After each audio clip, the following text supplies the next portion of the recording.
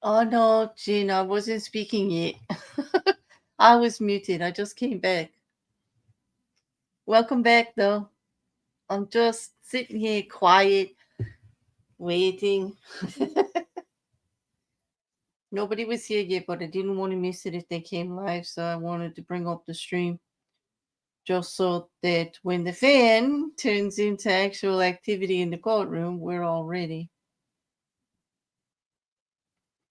Did you enjoy your break? Get that afternoon groping, eh?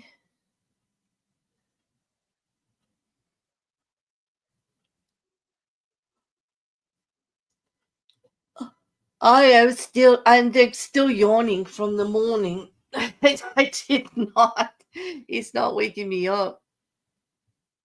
Admiring our fantastic fan, exactly. I'm just sitting here basking in the fan. Yeah.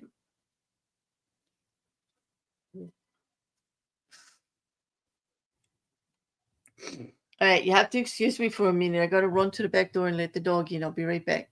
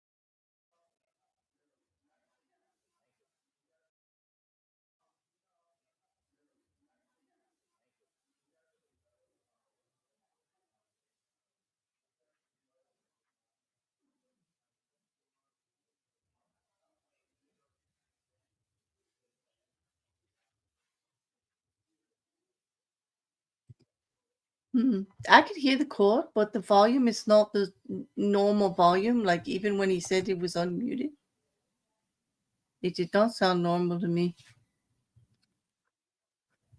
You hear anything, Jin?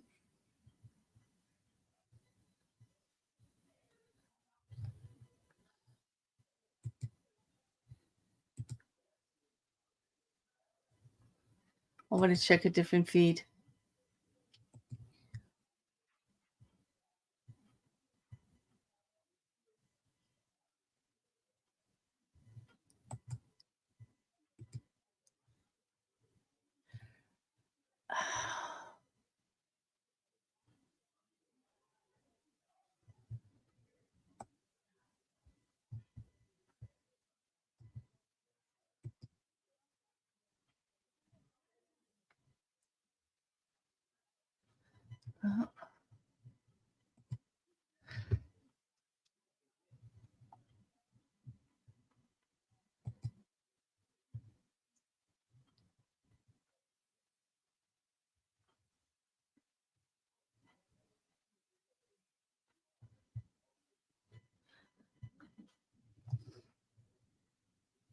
I don't hear any sound coming out of the other feeds at all, so it could just be.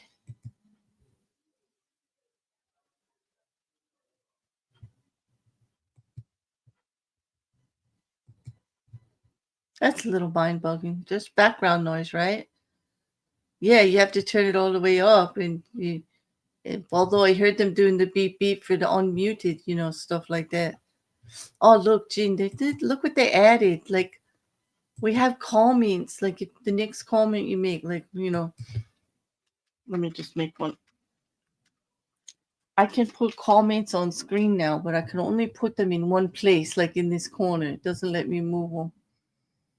And I don't know if I want to put them there, but it's pretty cool. Just came like when we were on break. It just popped up when I logged in.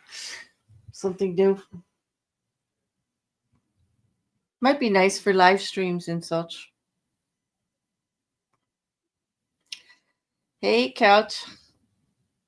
Oh, I just turned it off. Yeah, StreamYard. I use StreamYard.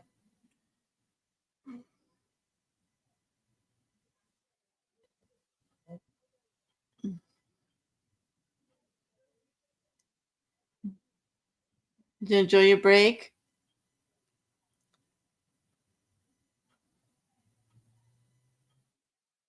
So plenty of people waiting to see. We're just waiting for it to come up. The feed, I could hear sound, but it's very, very faint.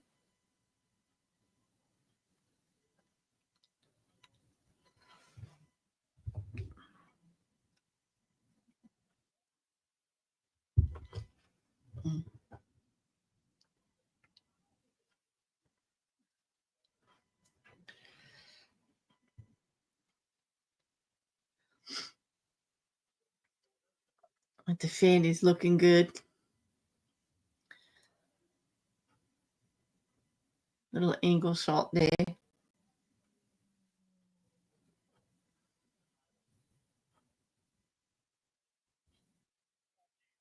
The break went quick. But of course, she says 50 minutes, and that was an hour ago. That was 60 minutes ago. So, they never back in on time.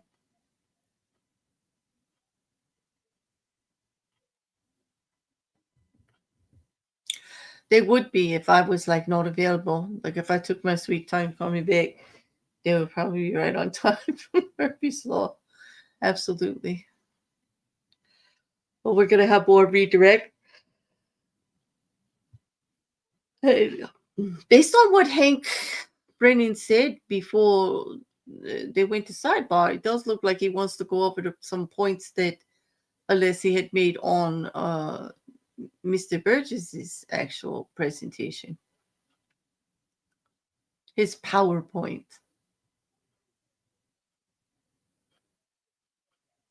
That's when David Yannetti wanted to sidebar. So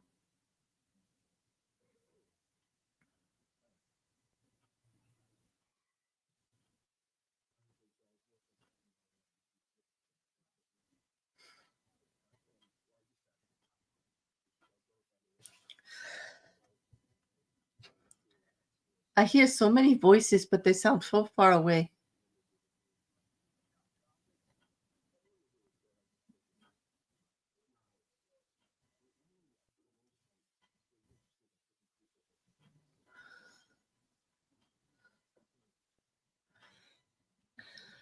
Like, they should be back. Like, I don't know if that's the actual attorneys on sidebar talking or what. Like, this is confusing to me. I gotta check another feed and make sure. Um,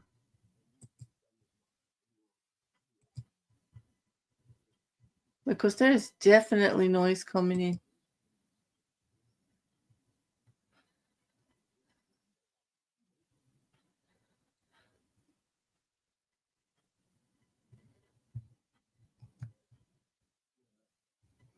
Nope, I don't hear it on any other feed. Like, if I actually mute them, there is nothing coming on these other feeds at all. Like, not a single sound. And they're not muted. So it's just them.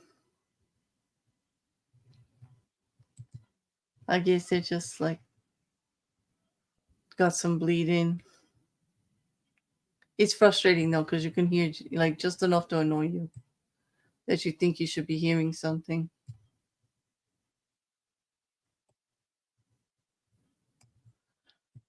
Hmm. Oh boy.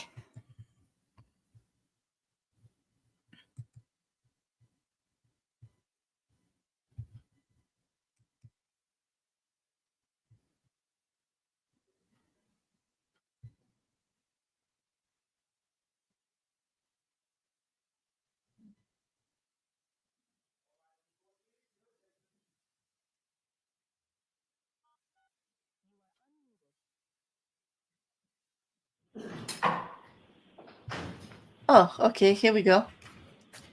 We are back.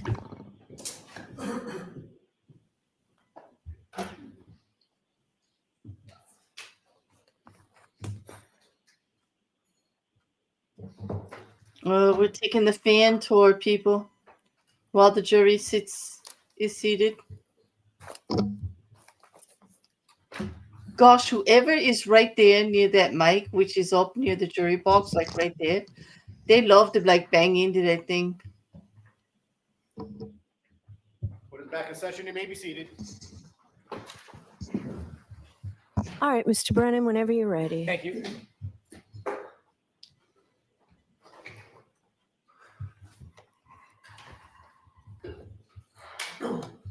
We are back, rolling and quick. I'm glad.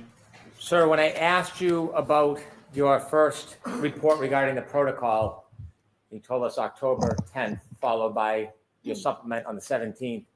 You did not remember the day that you first received any information offered by Mr. DeSorga. Is there a document that may refresh your memory? Yes, there is. May I approach? Yes. Thank you. I want you to read this. I just want you to look at it. You can look at any part of it. Okay. And look up when you're done, then I'll ask you a question.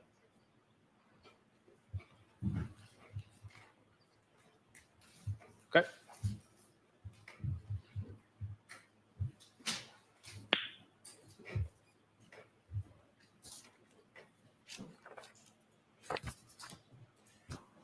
Does that refresh your memory the first time that you saw any information provided by Mr. DeSorga?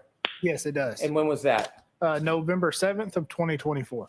Before or after you recognized the megabyte oversight? That would be after.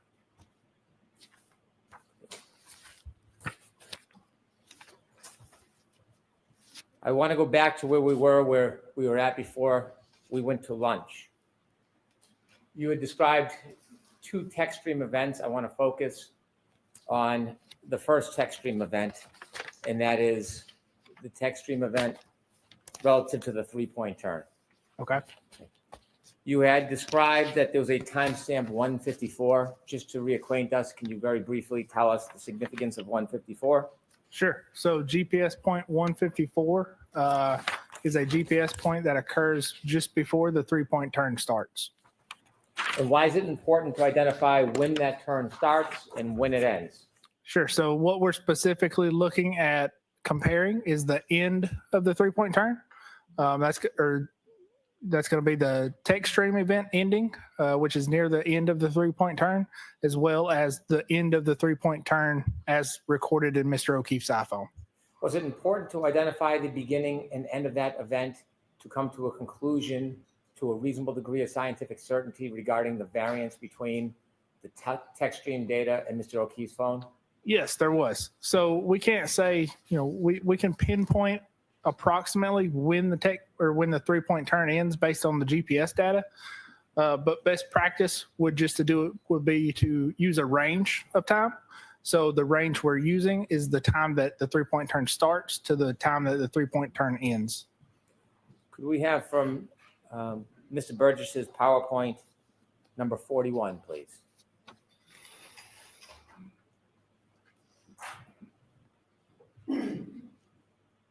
Is this part of your presentation helpful in explaining the beginning and end point of that three-point turn?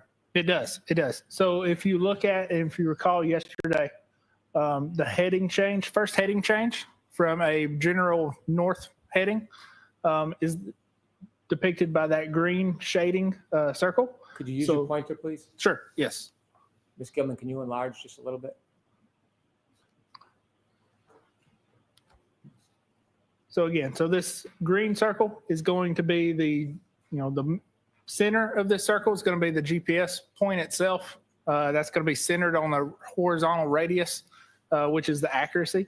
So the green circle represents the 16-foot accuracy zone. The black arrow coming off in a northwestern direction is going to be the heading for that point. And then again, the yellow is going to be the approximately 8 seconds later when the heading changes again in a southerly direction. And then the GPS points after that also continue south with increasing speed. What part of the 3-point turn event does the green circle signify? Sure. So that's going to be the approximate beginning of the 3-point turn. And that time? That's going to be 12:23:59. The yellow circle, what part of the 3-point turn does that indicate? Sure. So that's going to be approximately the end of the 3-point turn. And that time is going to be 12:24:07. Is there any correlation between the times in the green, the time difference between the green and yellow circle and the range you ultimately arrive at as far as the synchronization variance? Yes. So that is what determines that range of 21 to 29 seconds. This illustration or diagram where you've put the green circle, is that based on actual data? Yes, that is based on actual data recorded by Mr. O'Keefe's iPhone. That data, is it accurately reflected in this diagram? Yes, it is. So again, the GPS point that is recorded within the iPhone, every point has a horizontal accuracy. And again, that horizontal accuracy is depicted by the green circle. Is that level of precision used when you create this diagram? Yes, it is. The yellow circle, is that specifically reflected in the data or is that an estimate?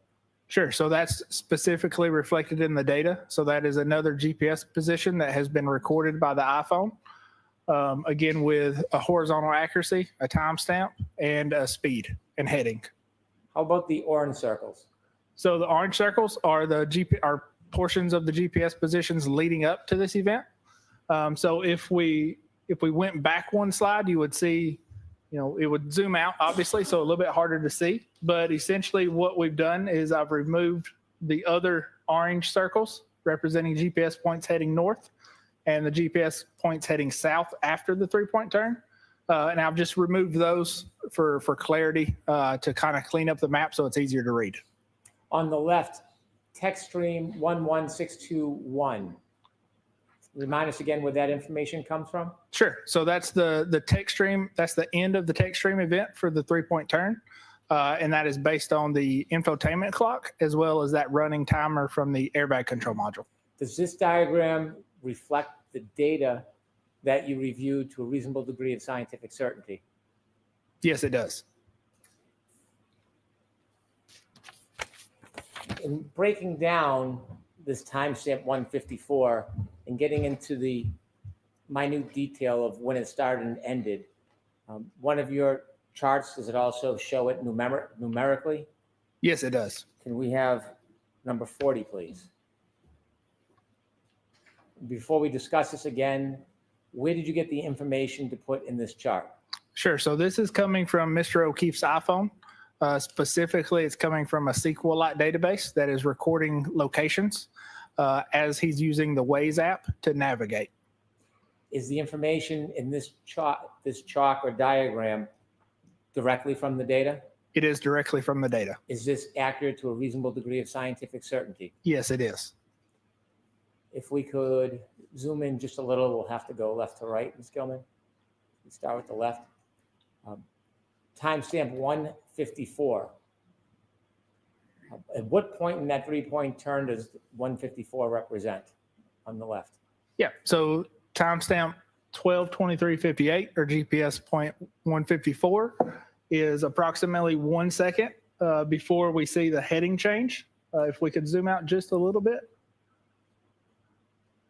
A little bit more. Yep. So we see the heading change represented in green. That's a heading change to 284.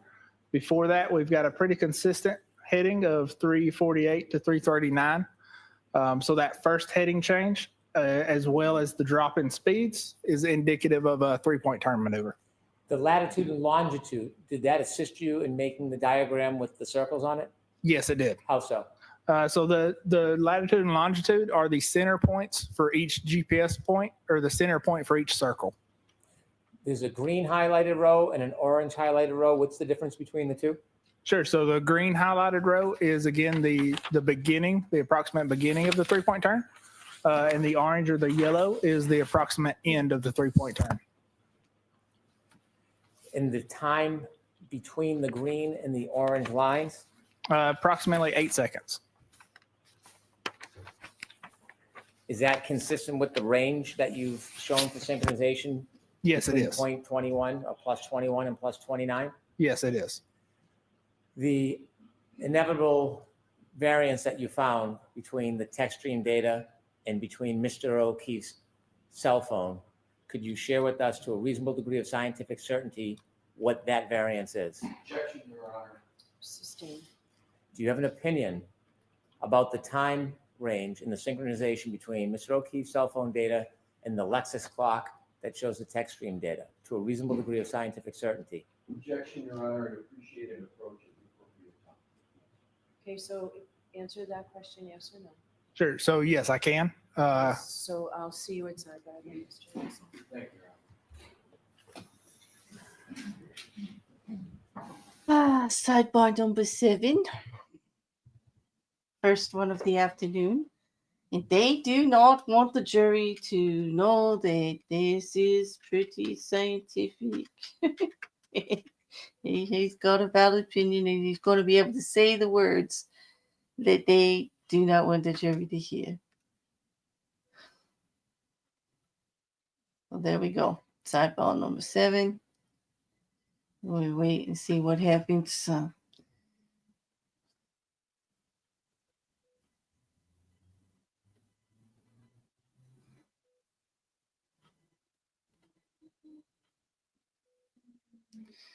So I was checking the socials and it appears that some of the law tubers are still yelling at this witness for misrepresenting his CV, even though he did not to the court. He did not. He didn't represent it to anyone. He's not the one who put it up on Arpeture. He put it up on LinkedIn years ago. No.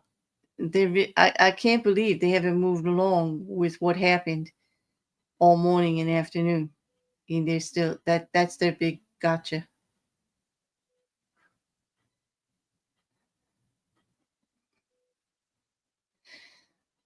Hello there, Jasper. How you doing? It's rather disappointing because there's a lot they could talk about the lawyering style. They can talk about the style of redirect, even where Alessi was going with some of his questioning. But no, they gotta really do the sensational thing. And it really kind of, well, it's telling to me.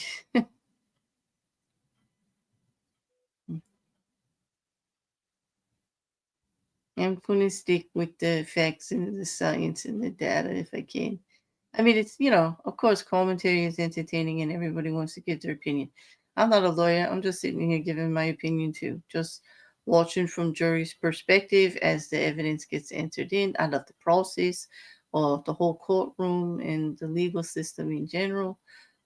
That's where my passion is, reading the documents and figuring out where things are going, whatnot.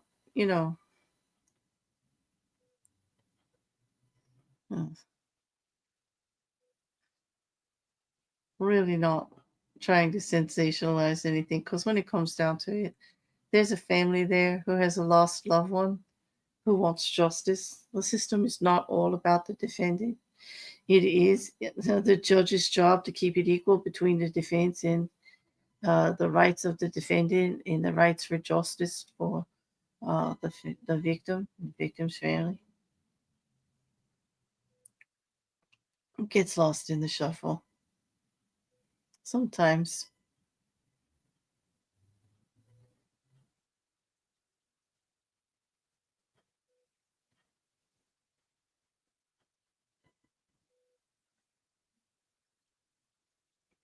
Hey, Shell, did you get another nap in? Are you feeling any better? Thank you for the coffee. You're so sweet. You're very good to me. Thank you. I like your new avatar. You worked on that? Did you make that one yourself? I saw you were using it in the Discord too. I saw.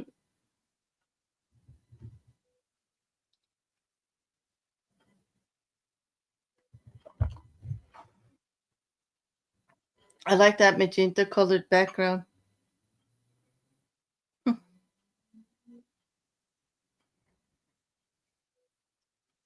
It is like a yawny kind of day there for me. Like even I went and got a little bit of fresh air, let the dog out, and I'm just feeling like, yawny.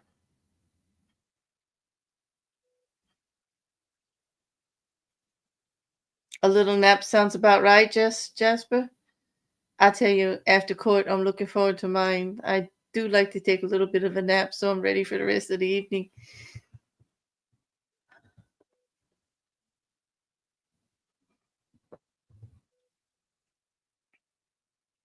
I've got some editing to do.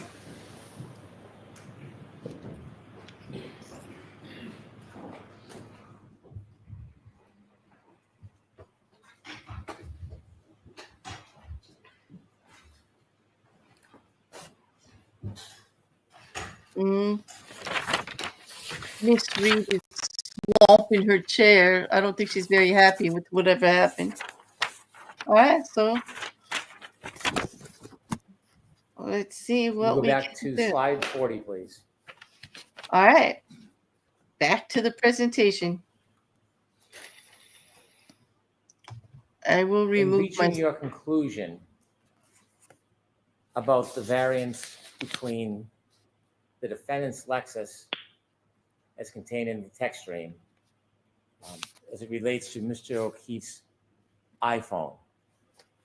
Was stamp 154, timestamp 154, part of your analysis?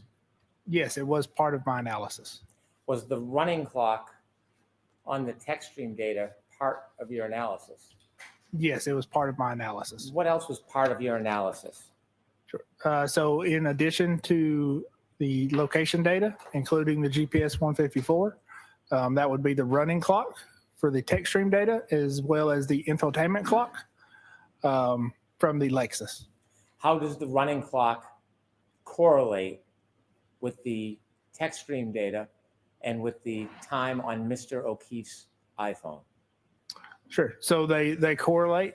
So the running clock and the infotainment clock are used to create that timestamp for the text stream events 1 and 2. And then comparing those to the iPhone, we can adjust and get a clock variance for those. Did you come to a conclusion to a reasonable degree of scientific certainty about the variance range between the defendant's Lexus and its clock system and Mr. O'Keefe's phone? Yes, I did. And to a reasonable degree of scientific certainty, what is that variance that is needed to identify for synchronization? Oh, That is 21 to 29 seconds.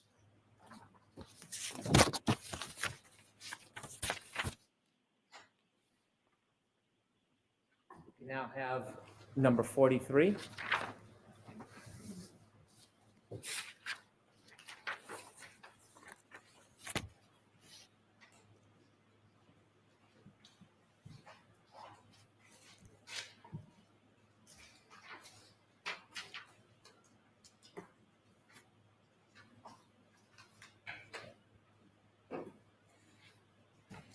Did you create this diagram? I did, yes. When comparing the text stream event, the backing maneuver, to Mr. O'Keefe's clock on his phone, do you recognize the different timestamps on each device? Yes, I do. When you are trying to synchronize them, what do you do? What is the base? Do you start with the text stream event and you add, or do you start with Mr. O'Keefe's phone and subtract? Sure. So we could do it either way because we're wanting to compare this against other events that happened or occurred on Mr. O'Keefe's phone. We're going to adjust the text stream clock or the Lexus clock to Mr. O'Keefe's clock. But you could do it either way.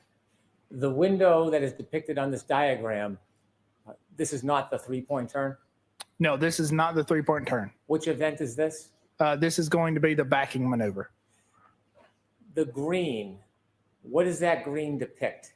Sure. So the green depicts the range of time that this tech stream event ended.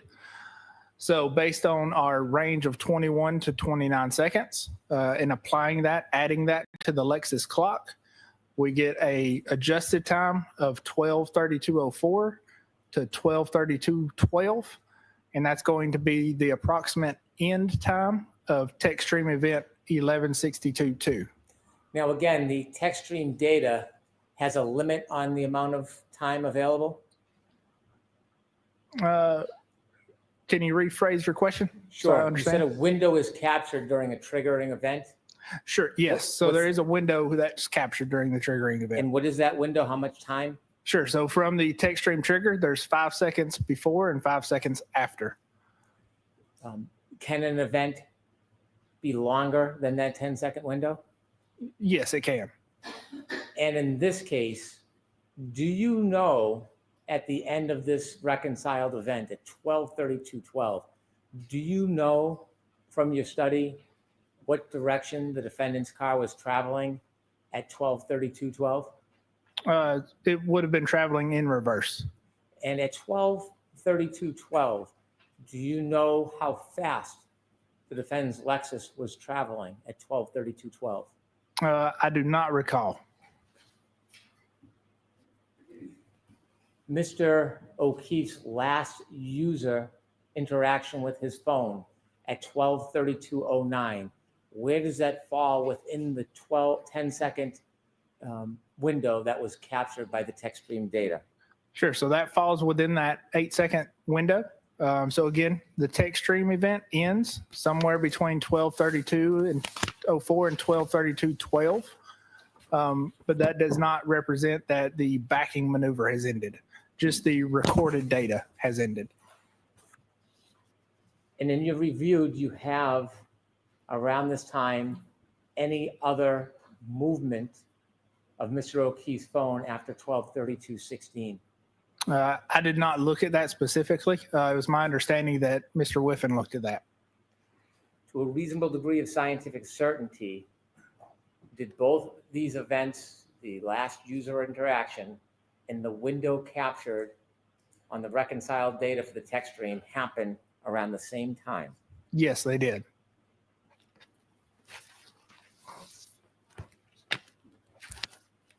I have no further questions. Or I can approach later or now. So we can approach again.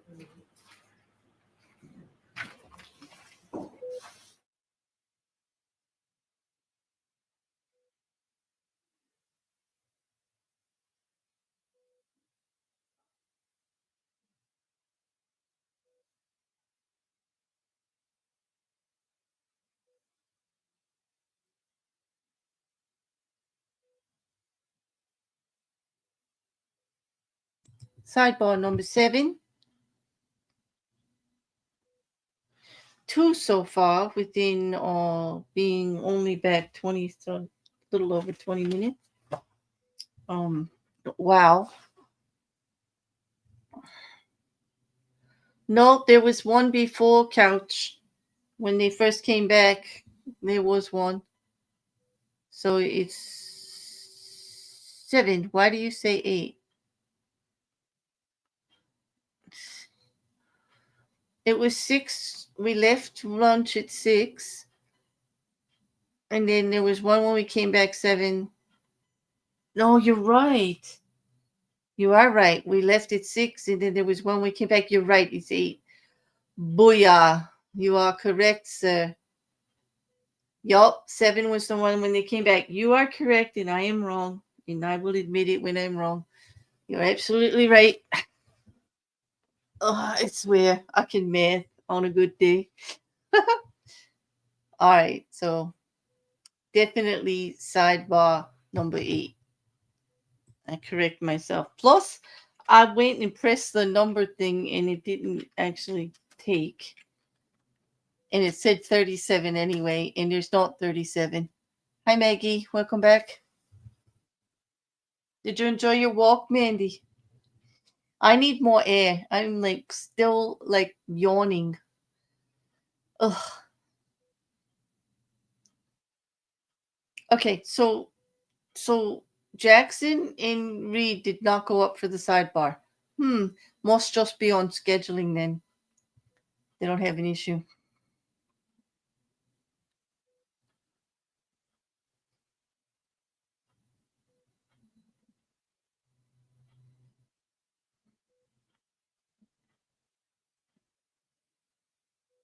I wonder what the next witness is going to be.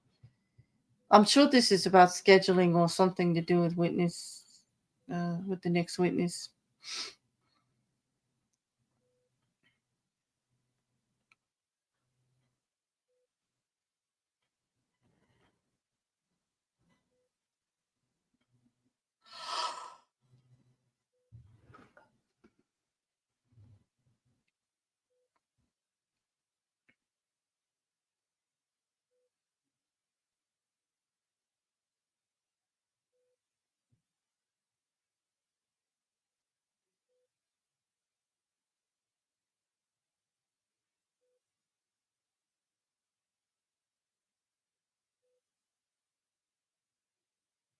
I can hear the background beep. I'm quiet because I just really don't know, like what I don't. Looking at the list of witnesses from the last trial and what they said through the documentation, what they would be adding, I can't imagine who's coming next. I don't know if the accident reconstruction people are ready. If they're there waiting, I mean, but it's going quite long. They wonder if they're just going to come back and call it for the day again. Like, surprise. That's happened before because witnesses, the timing of witnesses and such. No, we're about to find out.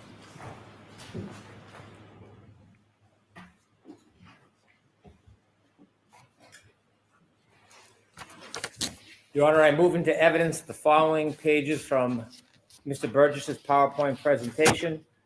Move into evidence page 41. I move into evidence page 40. And I move into evidence page 43. Okay, loud. I thought he was finished. Why is he still on the stand? Thank you. I guess that means Mr. Alessi's coming back. I have no further questions. All right. Once we get these marked, I'll be- Thank you. Oh, he's chomping at the bit. He's coming back.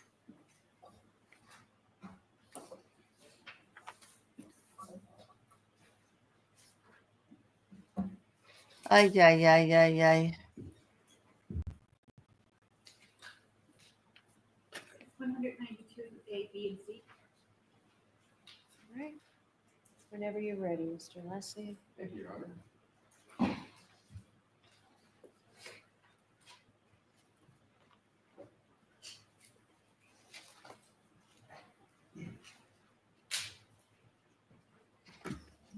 May I, Your Honor? Yes. Thank you. Ay, ay, ay. Mr. Burgess, between the time you left the witness stand yesterday until this moment, have you talked to anyone about this case? No, sir, I have not.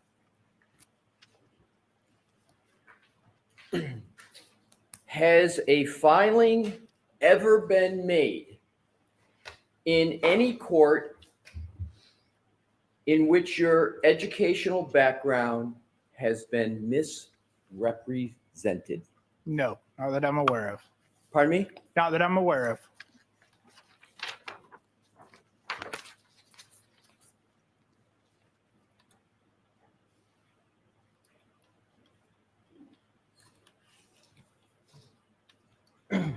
Did I understand that you're based out of the Apeture office in Texas? Yes, I am. And Are you aware of a case in the United States District Court, Eastern District of Texas, Marshall Division, titled Jeffrey Glover and Teresa Glover versus Graphic Packaging International LLC? Are you familiar with that case? Yes, I am.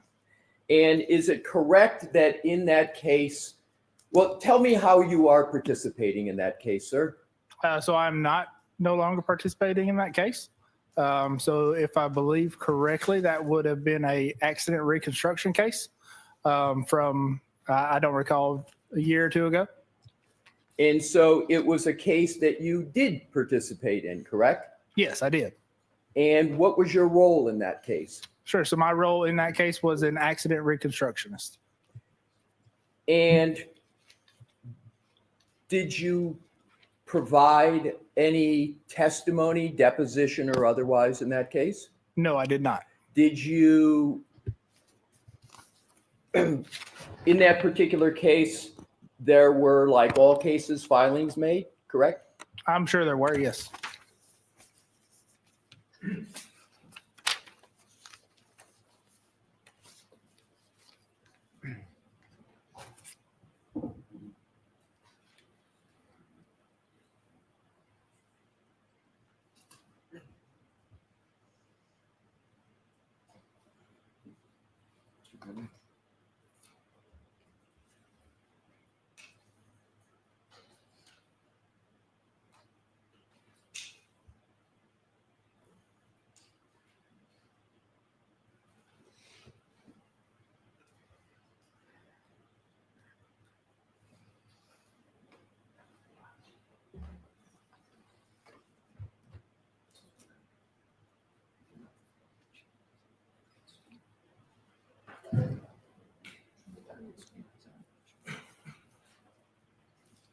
May I approach, Your Honor? Yes.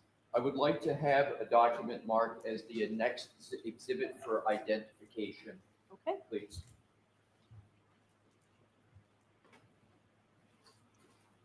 Exhibit EEE for ID.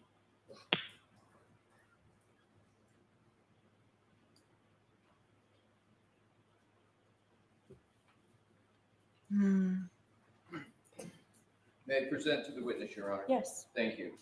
Mr. Burgess, I am showing you a document which has been marked as Exhibit EEE for identification, and I'd ask that you take a look at it, sir. Your Honor, may I remain here? Sure. As Thank long as you stand back a little bit. Exactly, yes. Thank you, Your Honor. I'll take it even farther.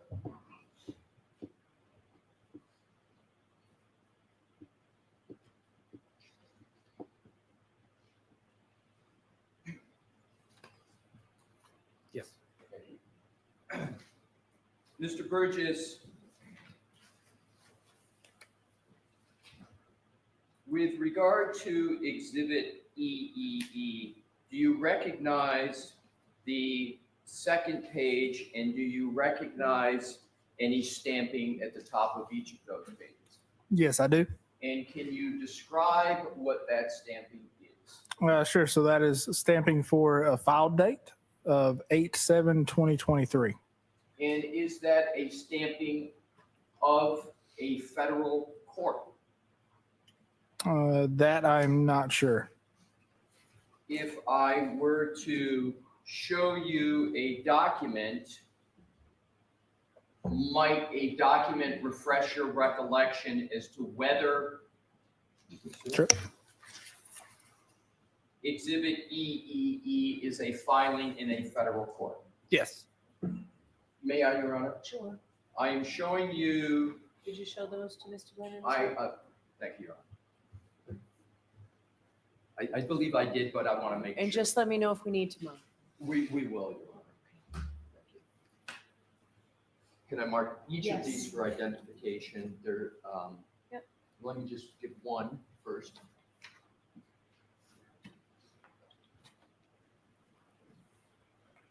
See if I can see that back and court report. I want to see if this is the second page for that document.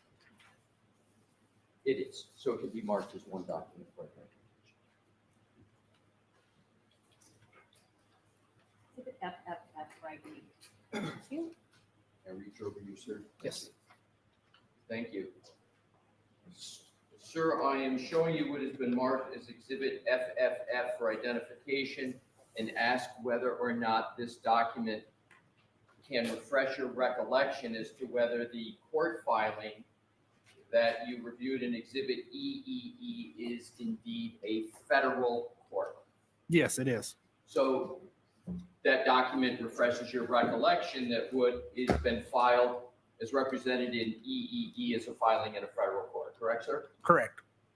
Now, what I'd like to do is to draw your attention to the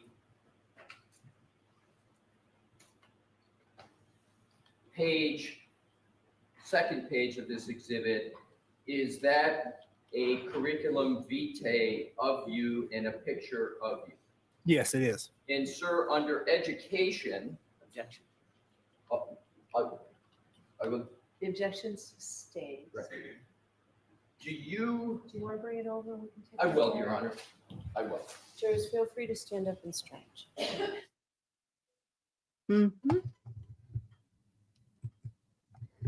Okay, another sidebar. Number 9.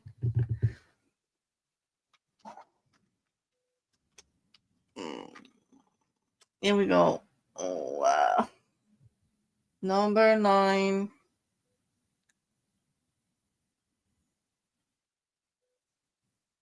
I know, we're still not seeing the relevance. I know, Jen.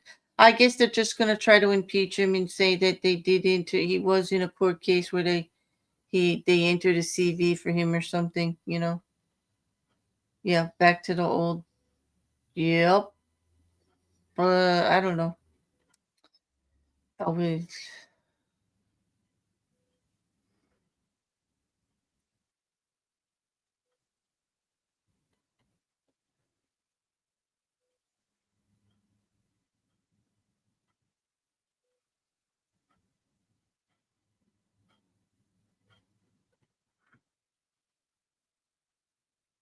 I don't know.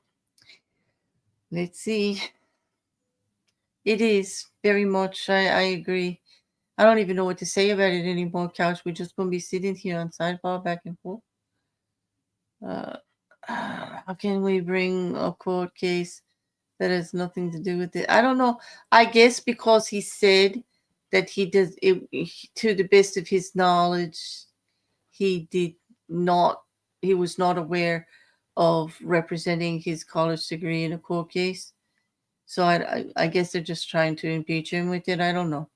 But we haven't seen it yet, so I don't even know like what they're talking about. It's just some filing that's in a court case. And I would imagine that that's part of what this sidebar is about, because it's not relevant.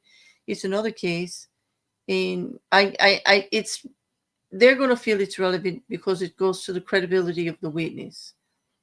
So that's exactly why they would want to prove in that he just on the stand didn't tell the truth again. Like if it is actually the CV that he submitted for this case, Brennan showed it, and it does say pending. It doesn't say, that he has that bachelor's. He says he's working on it, and he is working on it. He said, however long it takes, it takes.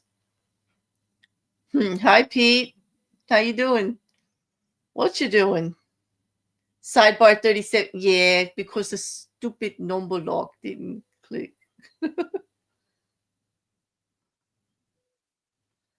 Oh, I don't think they said a filing against him. They were talking about representing his education again wrongly in a court case. And then they were talking about a file number about a court case that he was involved in. He worked on it, but he didn't give any testimony in that case, he said. So I don't know. Maybe they submitted a bunch of resumes from their Apeture site for everybody who worked on it. But that would not be him. And he said not that he was aware of. So he may not even be aware of what was submitted to the court. And he said he didn't give testimony in this case. So hopefully that he didn't misspeak there.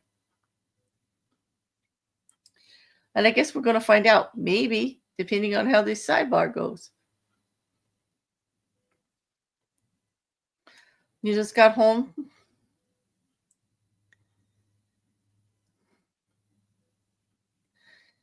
Claire Z. Like, that's pretty much it today. Like, Alessi wiped me out this morning, I'm telling you. I am definitely looking forward to a nap. We are back again. She plopped down. She's not happy. May I approach again, Your Honor? Yes. Thank you. Mr. Burgess, I'm going to have to get a little closer Sure. proximity. Bear with Now me. we'll find out what it was about. What I would like to do, sir, is to put before you again Exhibit FF for identification and Exhibit EE for identification. And what I would like to do is to ask you some questions, sir, with regard to the process in the case. Okay. Are you aware, or do you recall in this litigation that, as typical in litigation, including federal courts, that as part of the litigation process, the parties have to designate their expert witnesses? Are you aware generally of that process? Generally, yes. Yes. And have you participated in the documents that need to be prepared for an attorney or a party to prepare documents and submit them to a court to establish the designation of expert witnesses? No, I have not. And so you have never participated or never been aware of a process like this? No, I'm aware of a process, and that process goes through other staff members Okay, so it goes through other staff members where? at Apeture. Right. Correct. Are you aware that that process is occurring, even though it may be done by other staff at Apeture? Yes, I am. And in this instance, you were aware in this litigation that staff at Apeture needed to submit documents in support of an expert witness designation, correct? Even though you may not have done it yourself, you were aware that some person or persons at Apeture. were Okay, so performing that Apeture process. misrepresented. And they were performing that process so that you could be designated as an expert witness in that case, correct? Correct. And so you were aware of the process, you were aware they had to submit documents that would establish your qualifications as an expert in the case so that you could be designated as an expert witness, correct? Correct. And now specifically with regard to Exhibit EEE for identification with these court filings, etc., even though you may not have done it yourself, were you aware that this document, which is EEE, was submitted as part of the expert designation process we were talking about? Not this specific document, no. Were you aware that a CV was needed to be submitted on your behalf as part of the designation process? Yes. So you were aware a CV had to be submitted, but you're saying you don't recall this specific one being submitted? Correct. Does the timestamp up at the top of each page of Exhibit EEE, including this page that is your CV, match the timestamp, or is it different from the timestamp at the top of Exhibit FFF? No, that is the same. So it's exactly the same. Yes. And have you been involved in processes in courts where your qualifications, including your CV, have had to be submitted to courts to establish a designation as an expert witness? Yes. And can you conclude from these documents, including the timestamps, that the submission that was made to the court to establish your status and as an expert witness consisted of Exhibits FFF and EEE? Objection. I'm going to allow that. Were you aware of that? Yes. Your Honor, at this point, I move EEE and FFF into evidence. You need one more step, Mr. And sir, do EEE and FFF fairly and accurately represent the submission of documents in support of a designation of expert witness in this case? Yes, as far as I can tell. Your Honor, I offer these two into evidence. I'm going to allow it over here. May I have briefly? Yes, come on up. Bring those, please, Mr. Yes, Your Honor. Oh, another sidebar. Here we go. Oh boy, oh boy, oh boy, oh boy.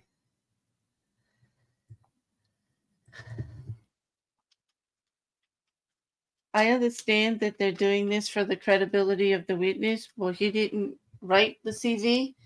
It was submitted by the company. The company has has it listed erroneously on their website, so they probably submitted it from there. Well, he didn't do it, and he's not actually lying or misrepresenting on purpose. And I can see how the jury would have a credibility issue with this, but I also don't see how it takes anything away from the actual testimony on the actual data that he did submit and the actual evidence that was submitted in regards to the timeline and the fixing of the clock. This is a long way around to try to deal with this very damaging evidence. I understand why they're doing it. You know, the defense is going to do whatever they can to discredit him because they really just eviscerated the defense's expert witness going over their report, and they have to do something. And I understand that this is the issue they have. This is what they found, and this is what they're going to use. Well, I don't, he didn't send it in. He's not a liar. This man has been on the stand for 2 days, and he's tried to answer questions, in a very honest and direct way. When he made a mistake, he said so.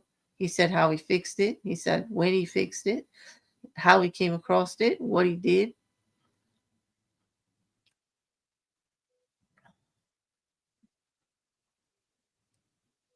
Well,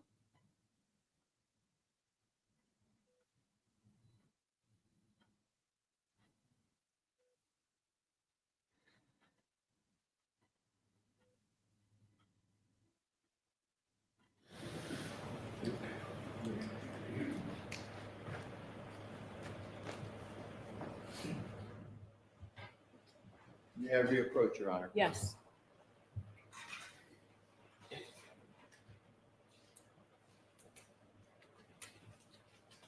I'm sure he just wants to go home. I'm going to have to stand here again, Mr. Sure. Burgess. So what I would like to do, Your Honor, at this time is to offer into evidence Exhibit EEE and Exhibit FFF for identification As one exhibit? as one exhibit. Right, we'll do that. And that would be the order. Exhibit 193.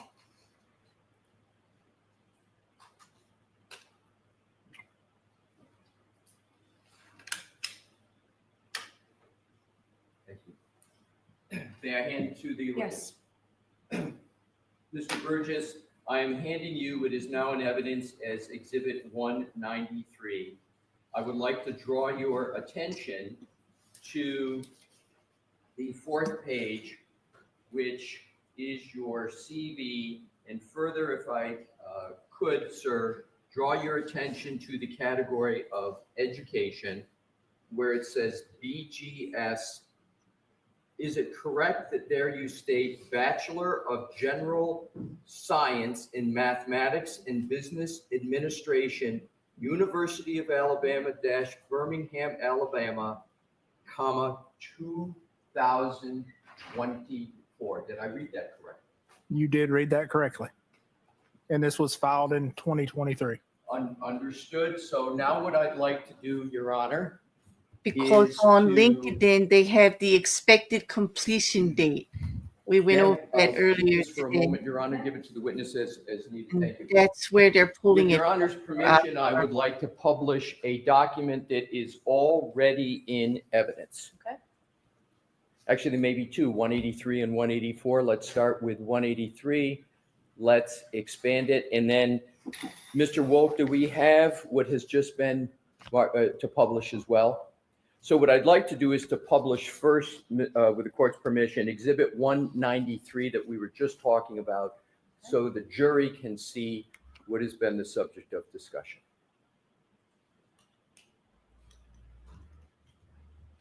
And sir, if you, Mr. Wolk, if you could just enlarge, all we need is the education section. Now,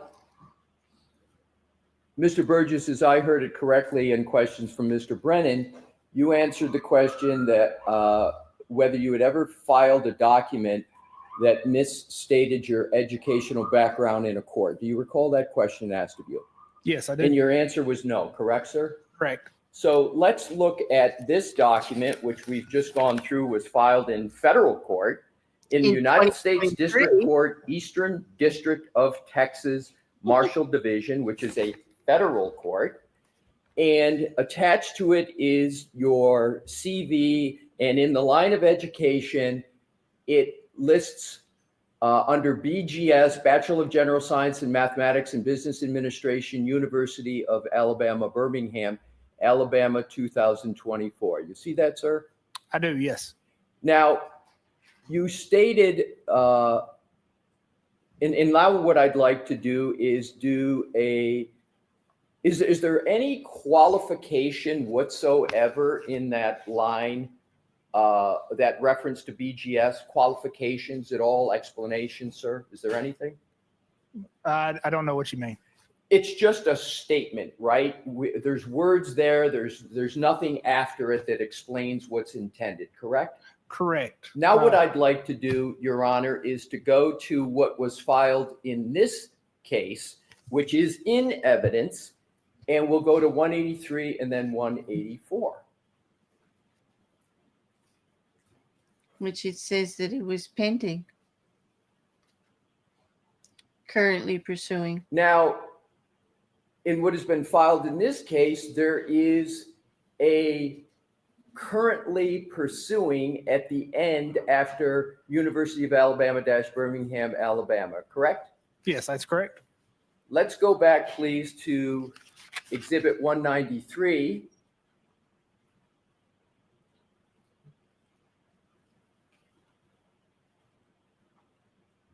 There is no currently pursuing there, is there, sir? There is not, but that was filed in 2023, so that would be an expected graduation date of 2024. Okay, so this document was filed in 2023. However, there's nothing in this document that in any way leads the reader to believe anything other than the degree is obtained on 2024, correct? Correct. So the only way somebody in the court system or a judge or a jury would know anything about this is to have to know about court filing dates, correct? I'll ask it another way, Mr. Burgess. You know how to write. Let's go back to 183 and 184. This is a long way round to prove a point like that is just not. You know how to write currently pursuing on your CV, correct? Correct.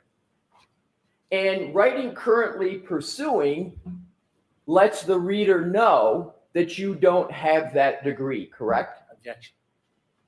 In that form, it's sustained. You intend by writing currently pursuing, don't you, sir, that anybody reads this to know that you do not have a bachelor degree, correct? Correct. Now let's go back to what you filed in what was filed in federal court in that case. And it does not have the words currently pursuing, correct? It does not. So Correct. the reader, so it doesn't have that verbiage, correct? Correct. So isn't it the correct answer that you did file a document, your CV, in this federal court case that misstates the status of a Bachelor of Science in Mathematics and Business Administration? Objection. Sustained. Excuse me, Your Honor.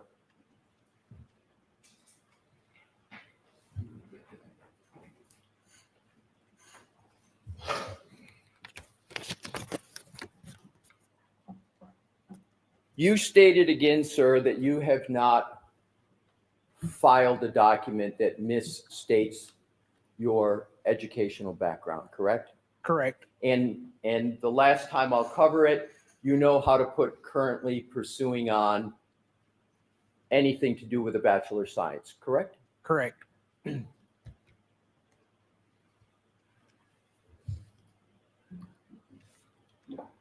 A Bachelor of General Science in Mathematics and Business Administration does not exist as an offered degree at the University of Alabama, Birmingham, does it? Sure. So that is an error. Clearly, BGS stands for Bachelor's of General Studies, and that should have a with minor in Mathematics and Business Administration. What is clear from that document that BGS stands for a Bachelor of General Studies? What is clear in that document about the definition of that acronym? That is a known acronym. Let's go back to Bachelor of General Science in Mathematics and Business Administration. That degree does not exist. It is not offered at the University of Alabama, Birmingham, correct? No, that is not. So therefore, an incorrect statement about your educational background was filed in a federal court in Texas, correct? Yes, it was.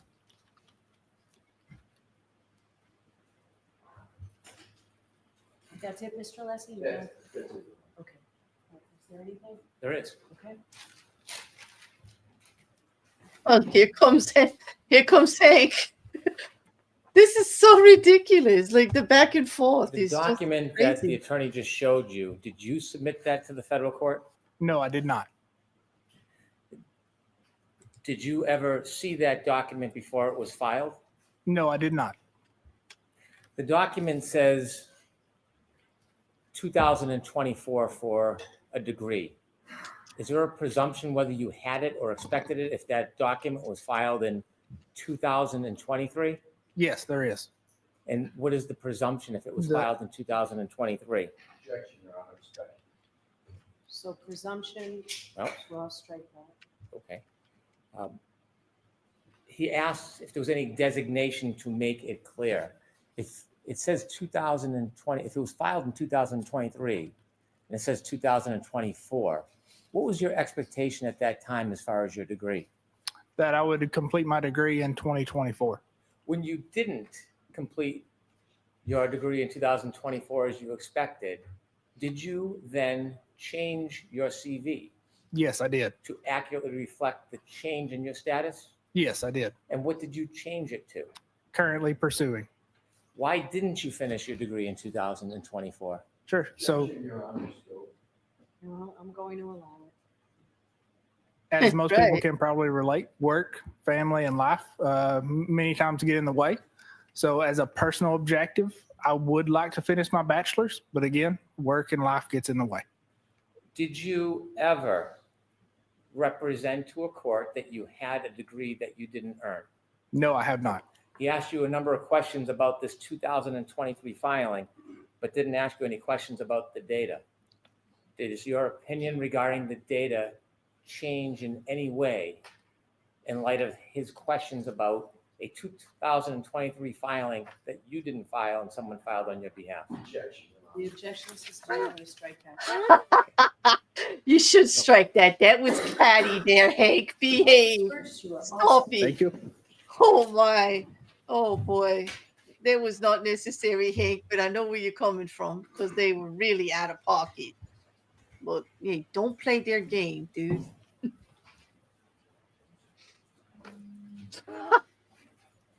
Oh boy. Mr. Brennan? I'd like to play a number of clips. If I could begin Yes. with Clip 23. Nailer. Here we go. Enter the clips. I'm taking myself off. Like, there we go. This just. So we approach from the north, we actually missed the turn. And John says to me, it's Fairview, we just passed it, it's back there, it's on my left. I said, all right, so I pull nose into a driveway and back out onto the street, which I now own as Cedar Crest. and then come from the north onto Fairview. Like the next play, clip 25.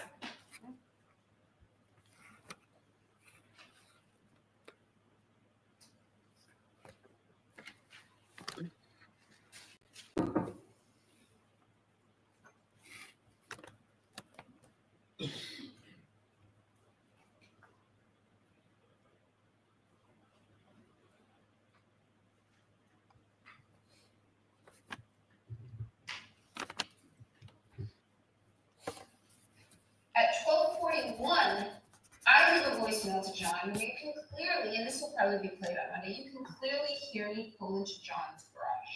You can hear my car sensors beeping as I come close to the sides of the garage door. And then you hear the car go off, and then you hear the slight ding, ding, ding as I open the door, shut the door. I had high heels on that night. You hear me walk in, go into the stairs up into the kitchen, shut the door, and you hear me walk in the kitchen. It's like a full minute long. That's at 12:41. And finally, clip 24.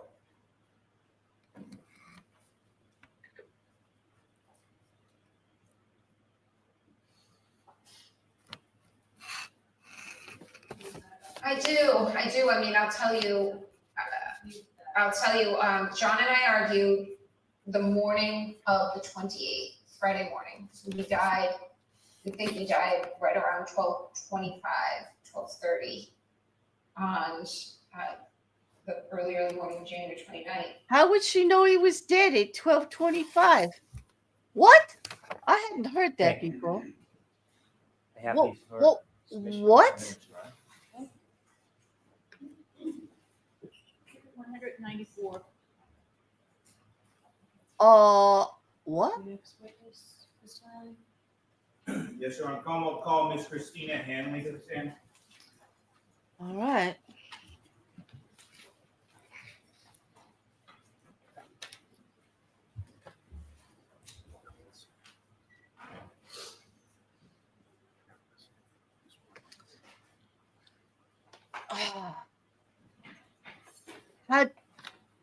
Mandy, have you ever heard that clip before that she said he was dead at that time?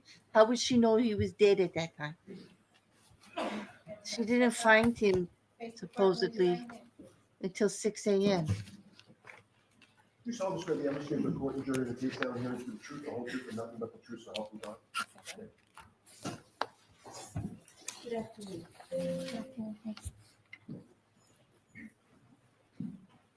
Thank you, Pete. All right, Mr. Lally, whenever you're ready. Thank you, Your Honor. Good afternoon, ma'am. Good afternoon. Could you please introduce yourself to the jury, spelling your last name for the court? Sure. I'm Christina Hanley. Hanley is Hanley. And Ms. Hanley, what do you do for work? I am a forensic scientist 3 at the Massachusetts State Police Crime Laboratory in the Trace Arson and Explosives Unit. And where did you go to school? I went to, I had received my Bachelor of Science in Chemistry with a concentration in forensics from Merrimack College. And do you have any other degrees? I do not. Now, following your education, where did you first go to work? I began working at the State Police Crime Lab in 2008 in the Drug Identification Unit. And in 2009, I transferred into the Trace Unit. And in 2017, I was promoted from a forensic scientist 2 to a forensic scientist 3 in the Trace Arson and Explosives Unit. Could I ask you please to speak up, please? Ms. Hanley, if it helps, that microphone is adjustable, so if you could get it as close to you as possible, that would be great. Thank you. The Massachusetts State Police Crime Laboratory where you work, is that accredited? Yes, it is. And by whom? We are accredited by ANAB. And what does ANAB stand for? ANAB stands for ANSI National Accreditation Board. And what does ANSI stand for? Sorry, I can't remember exactly what ANSI stands for. I apologize. That's okay. As part of that accreditation process, do you undergo any sort of proficiency testing? Yes, I do. And can you explain to the jury what that proficiency testing process consists of? Sure. So proficiency tests are a quality assurance measure that's used to monitor performance. And I'm required to complete at least one external proficiency test per year, where I'm authorized to do casework in multiple subdisciplines in my unit. I typically complete more than one proficiency test per year. And what areas do you specifically undergo proficiency testing in? Sure. So I'm authorized to do casework in multiple subdisciplines in trace. So I complete proficiency tests in the subdisciplines of hairs, paint, fibers, glass, tape, and serial number restorations and physical match examinations. And generally speaking, what is entailed in those proficiency testing that you're given multiple times a year? It's provided by an external company that provides the proficiency test, and I'm required to successfully complete one of those proficiency tests per year. Now, have you successfully completed each of those proficiency tests that you've taken? Yes, I have. Now, what type of training or continuing education have you undergone at the State Police Crime Laboratory? Sure. So I had internal training as well as external training. The internal training consisted of I had to complete required readings. I was required to complete some laboratory exercises, learn how to utilize the instrumentation in the lab. I observed other analysts in the unit working on casework. I was also required to complete a written exam as well as a competency test, and in addition to that, a mock trial. Now, you mentioned earlier in the testimony you're a forensic scientist 3 currently, is that correct? That's correct. And what is the difference, or can you explain the difference to the jury between a forensic scientist 2 versus a forensic scientist 3? Sure. So forensic scientist 2 is essentially just like a bench chemist who their primary role or responsibility is casework. A forensic scientist 3 does casework, but in addition is also a unit supervisor. Now, what does the trace unit do or examine within the Massachusetts State Police Crime Lab? Sure. So I'm responsible for examining and comparing trace items that, for example, such as paint, glass, fibers, hairs, tape, miscellaneous items. I also perform serial number restorations on firearms and physical match examinations. And what are your general duties and responsibilities within the trace unit within the lab? So I'm responsible for the general operation of the unit. I train other forensic scientists within the unit. I also complete technical and administrative reviews of casework. And I also complete my own casework in the trace disciplines that I previously mentioned. Now, Ms. Hanley, you as a supervisor, you review other analysts' work within the trace unit, correct? Yes, I do. And who reviews your work for any sort of trace analysis that you do? So depending on what the subdiscipline, some of the casework that I'm authorized to do work in, it needs to be technically reviewed by an external technical reviewer because I'm the only one within my unit that can do certain types of casework currently. So we have to utilize an external technical reviewer at this time. Now, with reference to physical match analysis, can you explain to the jury first, just in general terms, how is that analysis performed?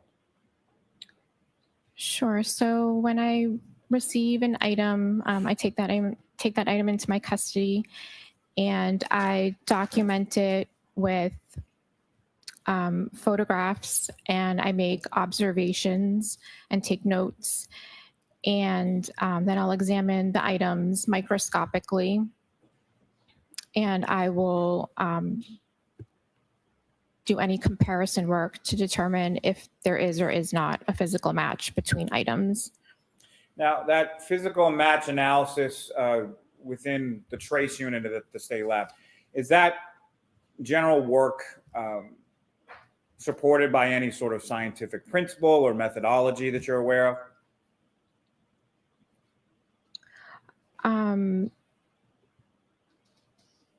Yes. Let me ask you this. Are you familiar with something called the Lockhart exchange principle? Yes. So the Lockhart exchange principle, it's kind of the foundation or basis of trace analysis. It is a principle that states that when two objects or two items come into contact with each other, there is an exchange of material. Now, with reference to your workspace, what is it that you do to your bench between your examination of separately packaged items? Sure. So the benchtop as well as the tools that I'm going to use are all cleaned with a bleach solution. And once that's done, there's a clean piece of butcher paper that's put down on the bench, and that's done in between looking at different items. And why is it that you do that in between looking at different items? That's done to prevent any cross-contamination.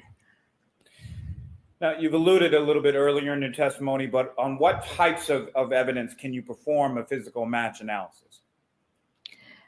Sure. So physical match examination can be conducted with many different types of material. For example, plastics, glass, tape, etc. Now, when evidence is submitted to your lab, how is it kept track of throughout its stay at the lab? Sure. So when evidence is submitted to the laboratory, the case information is put into our LIMS system, which stands for Laboratory Information Management System. And once it's assigned that number, how is it sort of tracked as it progresses through the different units within the lab? Sure. So the unique case number that's assigned to the case is tracked within the system. It's referred to as the chain of custody. So items of evidence will get scanned depending on where their location is, and the LIM system keeps track of all of that, so we know exactly where an item is. So when you take an item or you receive an item to be tested, can you explain to the jury what you do to begin your analysis?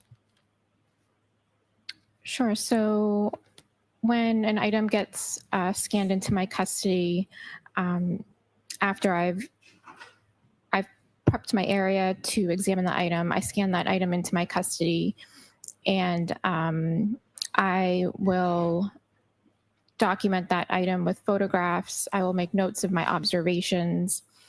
I will examine the item microscopically. If needed, I'll proceed with sampling and possibly additional microscopic examination and instrumental analysis. Now, specifically starting with items of glass, when you take an item of glass to conduct a comparative analysis, generally speaking, what is the process for conducting such an examination of glass?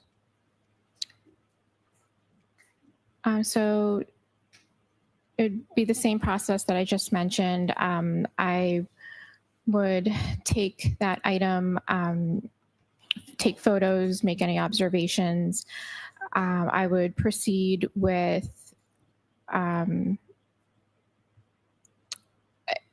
first I would check to see if there's any physical match comparisons, and then if needed, I would take any samples to examine it microscopically and or instrumentally.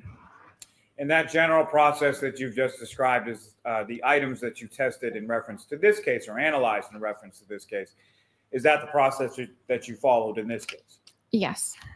Now, what kind of instruments do you use, starting off with items of glass, what kind of instruments do you use to conduct that analysis?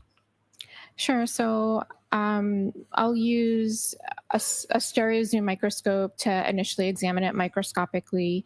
If I take samples to do additional microscopic examination, I'll examine it under a polarized light microscope.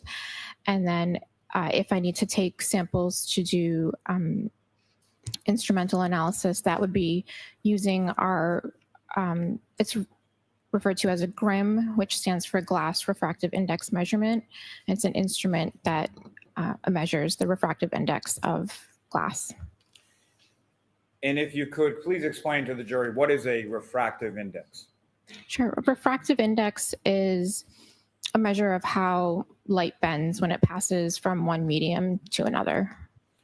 And how are you viewing that utilizing the GRIM device when it comes to glass? So a sample is prepped on a slide and it is placed on a hot stage of the microscope of the instrument, and the oil that the sample is in it goes through a cooling and a heating phase, and as it's going through a cooling and a heating phase, it passes through what we refer to as a match point.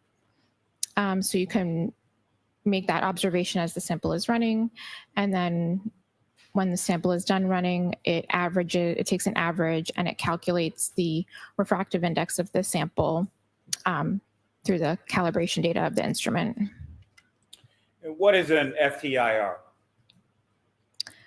So an FTIR is a Fourier transform infrared spectrometer, and it is an analytical tool that we use to analyze certain types of samples. Essentially, a sample is exposed to infrared light, and your sample reacts in a certain way to it, and it produces a spectrum or a graph of peaks and valleys, and it is representative of your sample. And how is that FTIR instrument, how is that used in this type of physical match analysis? So actually the FTIR was not used for physical match examination. Now, you mentioned it a little bit earlier in your testimony. What is a polarized light microscope? So a polarized light microscope it's a microscope that just has a couple of filters in it that we use to look at samples at a higher magnification and make observations of certain optical properties of samples. And how are you utilizing that instrument in your analysis in the lab? So it's used to examine various different types of samples, paint, fiber. We can also look at glass. Now, do you document your work as you perform your analysis in the lab? Yes, I do. Now, Ms. Hanley, at some point were you assigned to perform some work on a lab case number 22-02184 pertaining to this defendant, Karen Reed? Yes, I was. And what type of work were you assigned to do in this case? So I was given items for physical match comparison of some glass items as well as some instrumental analysis of the glass. And I was also given items for some items of plastic for comparison. Now, starting with glass pieces, do you recall what item numbers you analyzed pertaining to the glass pieces? Yes, so I examined items 3-2, which was a clear glass cup with broken irregular edges. I was also given item 3-3, which was 5 pieces of clear glass with broken irregular edges from the bumper of the vehicle. And then I was also given item 7-12, which were clear and glass pieces recovered from the road. And I was given also 7-14, which was a clear piece of glass recovered from the road. And now if we could, Ms. Hanley, just break those down sort of one by one. So starting with item 3-2, what was provided to you in reference to a description of what that item was? Sure. So item 3-2 was a clear glass cup with broken irregular edges, and there was dirt debris on the exterior and interior of the cup. Now, did you measure that item? I did. And what measurements did you obtain from that item, the drinking glass? I just would need to refer to my report for measurements. Okay, you can do that. You have your report right there. Go right ahead. Thank you, Your Honor.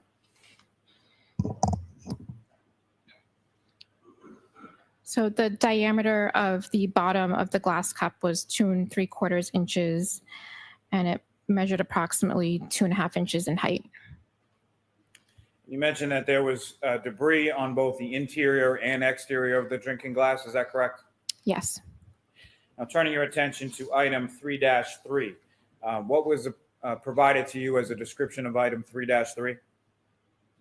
Sure. So item 3-3 consisted of 5 pieces of clear glass, all with broken irregular edges. And was there anything provided in the description of where those 5 pieces of broken glass were located? Yes, they were recovered from the bumper of a vehicle. And was there any identifying information provided to you as far as in reference to that vehicle?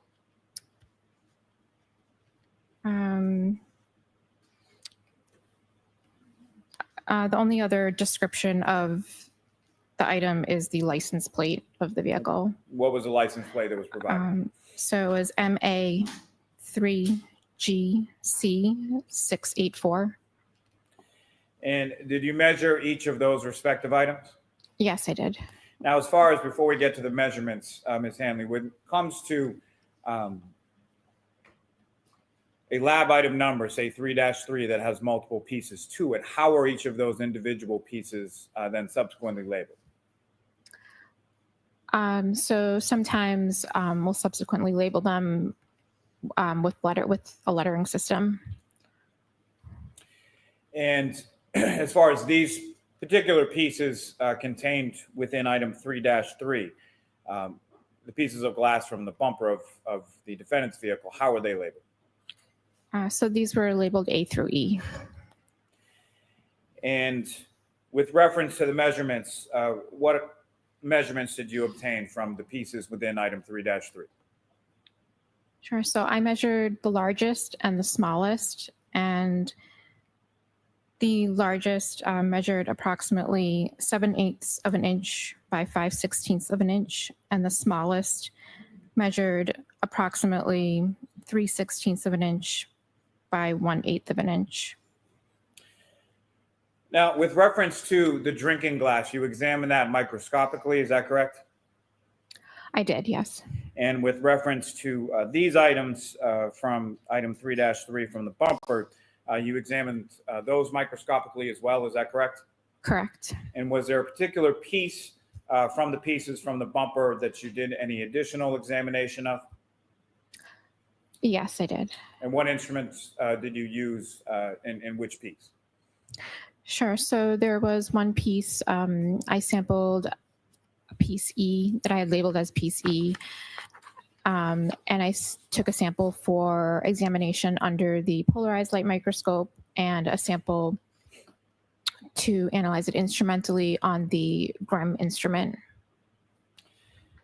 Now, turning your attention to item 7-12, what was provided to you as a description for item 7-12? Sure. So item 7-12, that consisted of 5 pieces of clear apparent plastic and 9 pieces of clear apparent glass with broken irregular edges.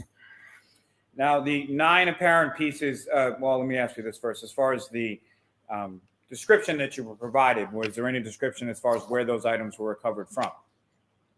Yes. Those items were recovered from 34 Fairview Road. And is it your understanding they were recovered from the street or the roadway outside of that residence? It just says recovered from 34 Fairview Road. Now, as far as the 9 pieces of clear apparent glass from item 7-12, were those similarly sub-labeled as the previous item 3-3? Yes, I received those labeled with the lettering system. They were labeled A, B, C, D, E, F, I, K, and L. And with reference to those 9 pieces of glass, did you examine those microscopically as well? I did, yes. Now, turning your attention to item 7-14, what were you provided with as far as a description of that item 7-14? So this item consisted of 1 piece of clear glass with broken irregular edges. And similarly, was there any description provided as to where that item was recovered from? Yes, it was recovered from 34 Fairview Road as well. And again, how many pieces were contained within that item 7-14? 7-14 was just 1 piece of glass. And did you measure that item as well? That item, I do not have the measurement of. It was examined by a previous analyst within the unit. So that measurement was taken at that time.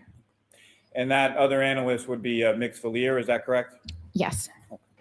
And as far as your examination of that item 7-14, what type of instruments did you use to examine 7-14?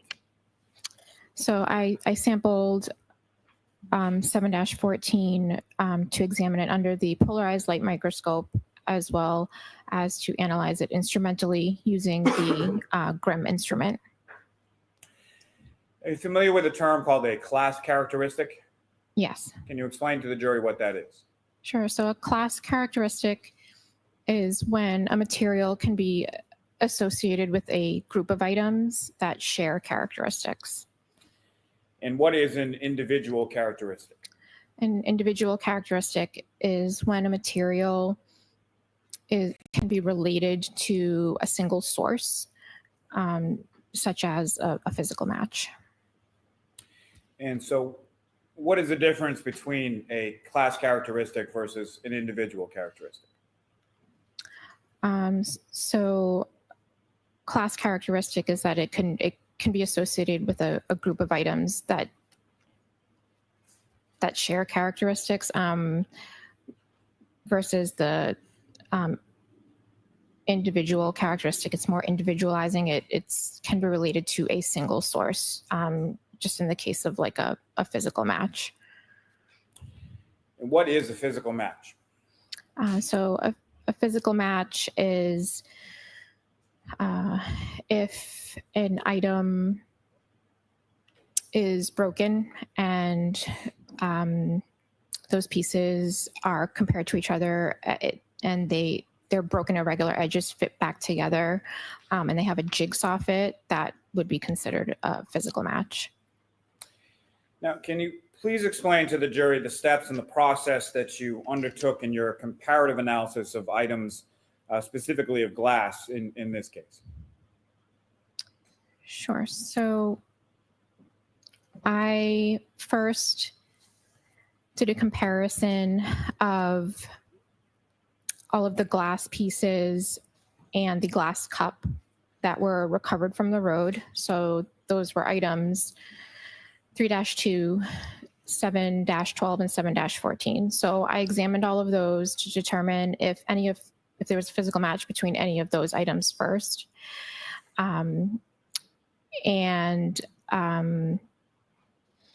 There were, I believe, 6 pieces of glass from item 7-12 that fit mechanically to the cup that was also recovered from the road, item 3-2. After I completed that examination, I then did a comparison to see if there was a physical match to some of the 2 of the glass pieces from the bumper. And there were 5 total from the bumper. 2 of them I used for physical match comparison. And there was no physical match comparison between those 2 pieces from the bumper, item 3-3, compared to the glass pieces and the cup that were recovered from the road. And then I sampled, as I had mentioned earlier, one of the pieces from the bumper to do further microscopic and analytical analysis on, and did a comparison with one of the pieces from the road. Can I see counsel at sidebar for just a minute, please?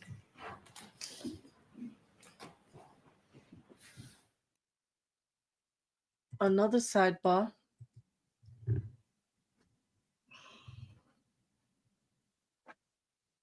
Oh, we're going to get. Oh, we've got 25 minutes left till 4 when she likes to end. And we're at 11. Are we going to beat our record today? I don't know. I don't know. Usually if she calls them up and no one has said anything, then that's usually about scheduling.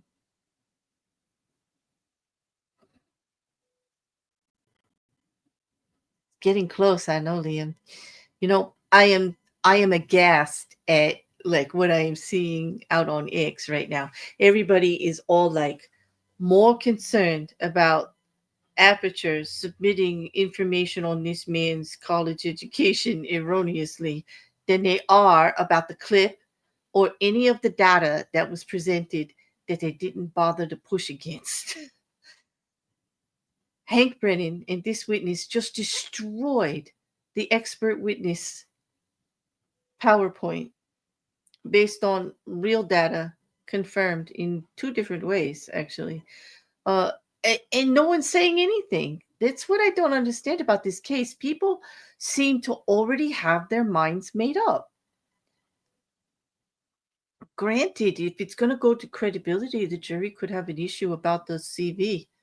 Let them, it's not going to take what Karen just said in that interview and or the data that puts her as the only person around John at 12:31, and she said he was dead. This critical.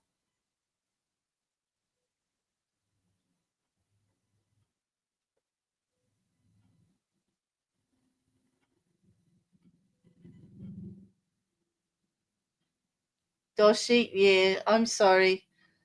I did hear her making the P noises with her mouth. Yeah,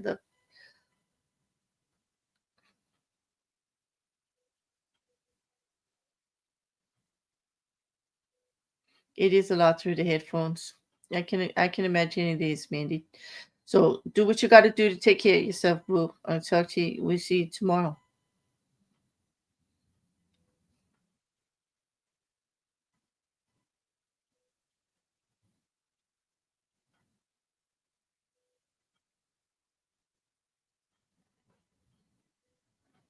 I want to know what this sidebar is about. It's one of the law tubers had said something about how horrible it was that this man lied on the stand, and I'm like, he didn't lie. Not once did he lie. He answered everything directly. I mean, they're shaming him for taking so long to make his degree. I think that's a little pushing it. Who are they? You know, you're being a bit judgmental, but I get it. We all get there, but still, yeah, it's crazy. I just can't believe they're absolutely ignoring the rest of the testimony. They're absolutely ignoring everything else that happened. And it's just surprising to me. I mean, it's surprising. I know it shouldn't be. This is what, our fourth week? We're in our fourth week. I really shouldn't be surprised at this point, but I am. I still am. It still gets me every time. Yeah, I'm getting slammed for sticking to the facts. I said, no, he didn't lie. He said, well, they submitted it because he lied to them. Viewers, it's been No, he a didn't. long day, so we're going to stop for the day. Ms. Hanley, I'm going to ask you to come back tomorrow, but a little bit later in the day, and all right, so folks, we're gonna end for today.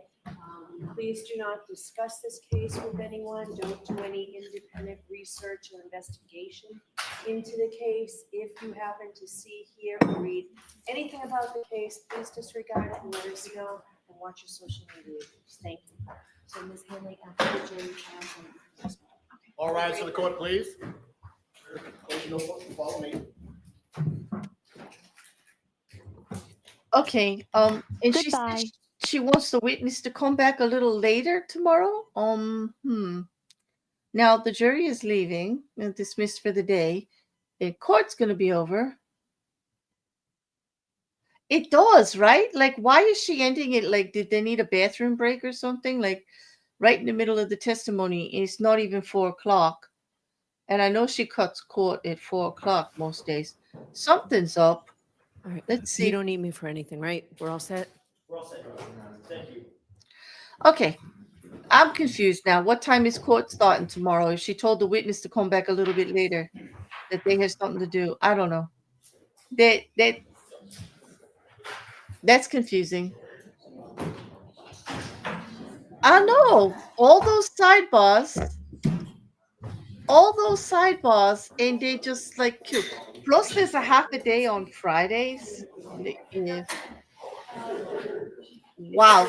Can you hear how noisy the courtroom is right now? Well, the judge left the room, so that's it. That's it for the day. Nothing they're gonna get from that.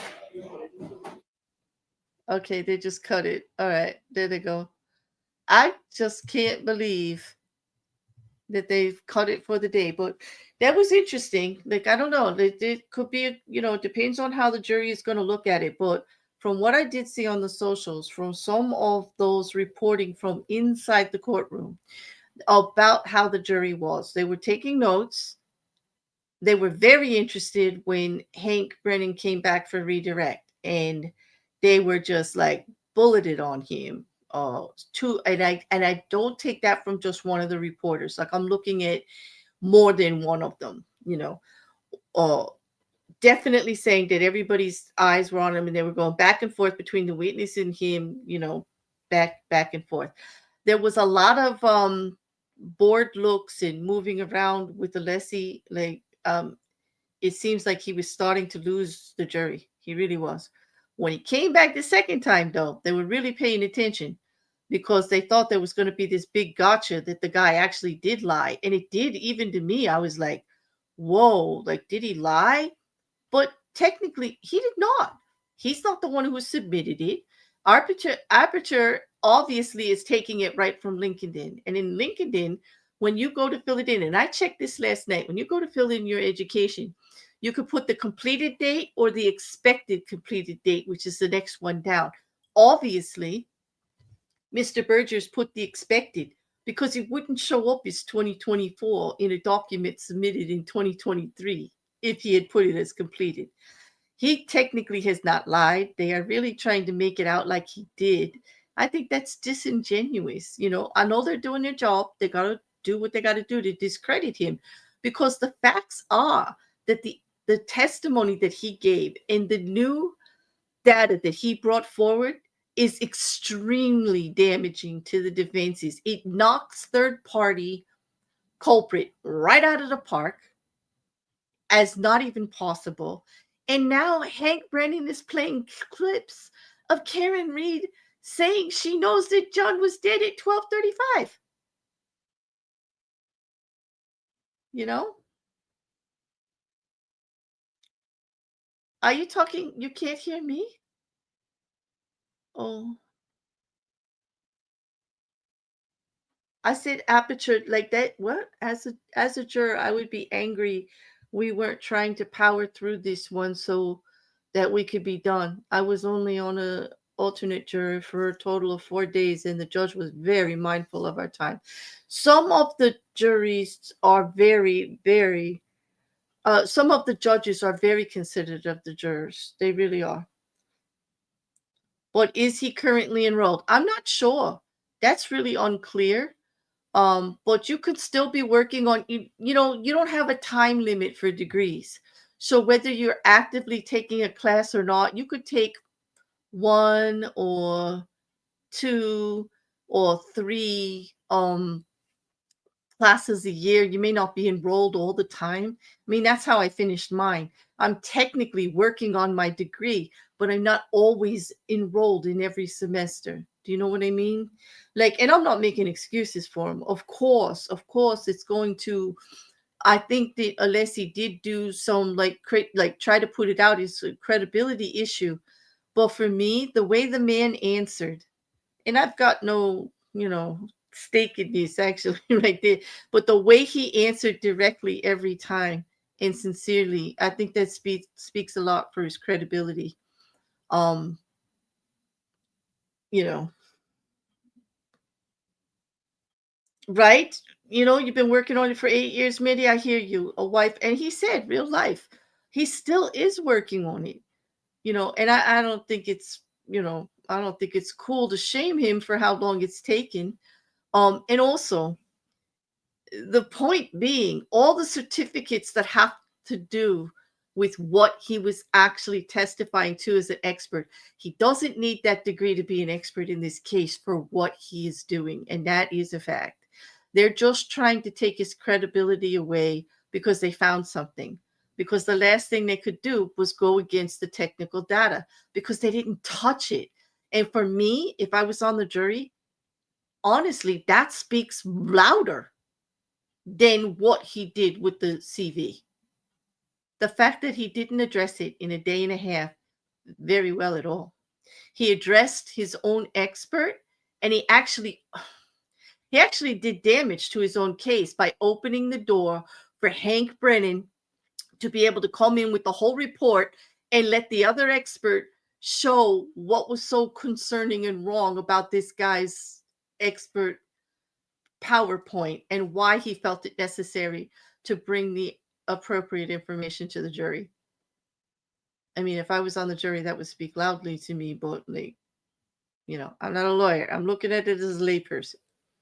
And what's really frustrating me about LawTube is they're not talking about the lawyering. They're not giving you the other part of it. They're all tied up in this case. They're not normally like this. There's so many of them I respect and admire. But when it comes to this case, they're all in the mud in the sensationalism. And I can't even fathom why. Like, it's just... And that snipe that Brennan got in about the defense not addressing the actual evidence, I can't help but love it. Yeah, but the whole thing was stricken. So, like, the jury is not supposed to take that into consideration.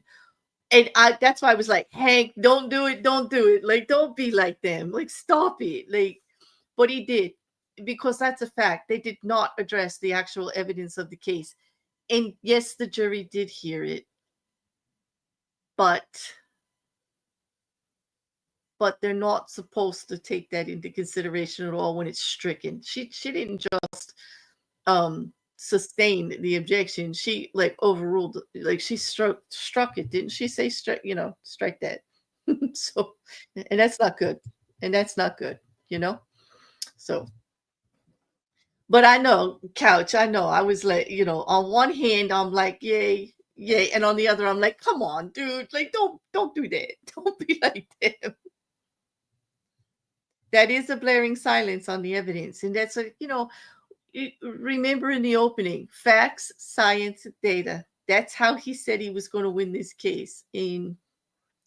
Well, that's what he's doing. Plus using Karen Reed's own word. That was very damning. I mean, the first thing, I had never heard that before. And the first thing and I'm talking about the clip he played where Karen says, and John died at we know John died at 12:35. And I'm like, well, what? How do you know that? How do you know that? How do you know that? Because your defense team is talking third-party culprit where he went into the house and got beat up and dragged out later, hours later. Okay, how do you know he's dead at 12:35? What? And that testimony is going to resonate with the jury, that statement, because we've got other testimony, corroborating testimony from other witnesses where she called them and said, John's dead. I think he got hit by a plow. Where she's actually saying he thinks he's dead before they even go and find the body and before they go and find him on the snowbank. And if I was the jury, that would stick out to me. Because there's all these other pieces that tie things together, corroborating statements back and forth, and now here are her own words corroborating exactly what this witness, Shannon Burgess, said on the stand in regards to the timing when the 3-point turn happened, the timing of when he stopped moving. She just said it. She also just admitted when she was back at the house, which works with the timeline that they just laid out, what they're saying. So, wow, Anyway, we're back tomorrow. I don't know what time, but we'll schedule it for the regular time. I'm off to take a nap. Thank you all for joining me this afternoon and keeping me company. It's nice to have you all to talk to about this and to bounce things off. If you think of anything that you want looked into or you need clarification or we can look at it together, hit the back of the comment section. I always like to hear from you guys, Yeah, that statement too there, Mandy, when he said he didn't look mortally wounded, they already did play that clip a few days ago, didn't they, Mandy? Like, oh my God. Oh, I understood what you meant. You listen, I will never correct you on the typos because, man, if you see some of the crap that I put in that chat, it's so mistyped, the words and whatever. It's like, I'm glad we've got people that can translate because it's so bad. But I do appreciate you all being here and keeping me company. And like I said, hit the back of that comment section if you think of anything on this case or any other case or anything. I do love to hear from you all. And don't forget to like and share all of that. And we'll be back tomorrow. But for now, I'm going to call out. There is no true crime and legal update on any of the other cases tonight because as you can hear, my voice is just not going to be able to do it. I'm going to take the night off and I will see you all in the morning. Have a good one.